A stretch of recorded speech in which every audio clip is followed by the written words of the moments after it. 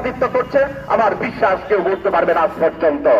কিন্তু vice chairman হিসেবে যে কাজ আপনারা আশা করেছিলেন, প্রত্যাশা করেছিলেন, সেই প্রত্যাশা অনুযায়ী আমি আর কাজ করতে পারি নাই।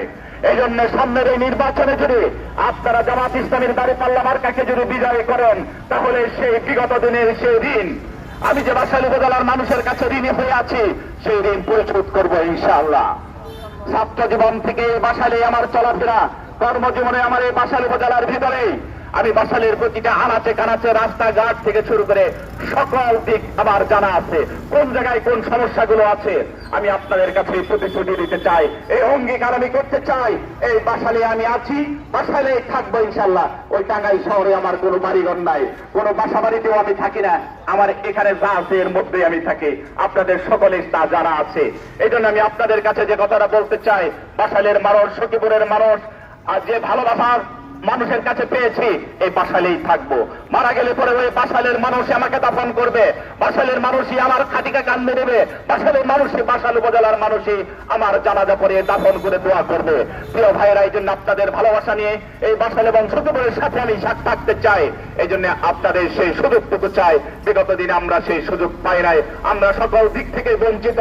সামনের দিন যেন আমাদের সেই পরিবর্তন নিয়ে আসতে পারি, একটা উন্নত, একটি আধুনিক এবং সকল দিক থেকে সুযোগ সুবিধায় সমৃদ্ধ একটি জায়গা যেন এই বাসাইল সখীপুরকে করতে পারি। এই জন্য আপনাদের সকলের দোয়া এবং সকলের সহযোগিতা প্রত্যাশা করি। প্রিয় ভাইরা, এই বাসাইল এবং সখীপুরের 4 লক্ষ ভোট এই সকল ভোটারের কাছে যাওয়ার পক্ষে সম্ভব নয়। নির্বাচন আসতে পরে অনেক প্রার্থীরা দেখবেন যে টাকা নিয়ে আসবে, বিভিন্ন ভাবে তারা বলবে। কেউ যদি বিড়ি খাইতে পারে, বিড়ি খাওয়ার যারা অভ্যাস আছে, বিড়ির প্যাকেট দিয়ে বলবে। কেউ সিগারেট খাইতে পারলে তাকে সিগারেটের প্যাকেট দিবে, কেউ হয়তো জর্দার কইটা দিবে, পানের বাটা দিবে। এরপরে কাউকে হয়তো কিছু টাকা পয়সা দিয়ে বলবে আপনার বাড়ির ভোটগুলো অমুক মার্কায় দিয়ে আইসেন। এইসব বলে না, এইসব বলে। এই জন্য আমি আপনাদের কাছে যে কথাটা বলতে চাই, মানুষ আশরাফুল মাখলুকাত, সে বিড়ির বিনিময়ে, সিগারেটের বিনিময়ে, জর্দার পেটার পানের বিনিময়ে বিক্রি করতে পারে না। ঢাকা বিশ্ববিদ্যালয়ের একজন ভিন্নধর্মী, একজন উপজাতি ছাত্র শিবিরের প্যানেলে নির্বাচন করেছিল। তাকে সাংবাদিকরা জিজ্ঞেস করেছেন, আপনাকে নাকি 18,000 টাকা দিয়ে শিবির নির্বাচনে প্যানেলে প্রার্থী করেছে। সর্বমিত্র চাকমা তাকে জিজ্ঞেস করেছিল যে আপনি নাকি 18,000 টাকার বিনিময়ে প্রার্থী হয়েছেন।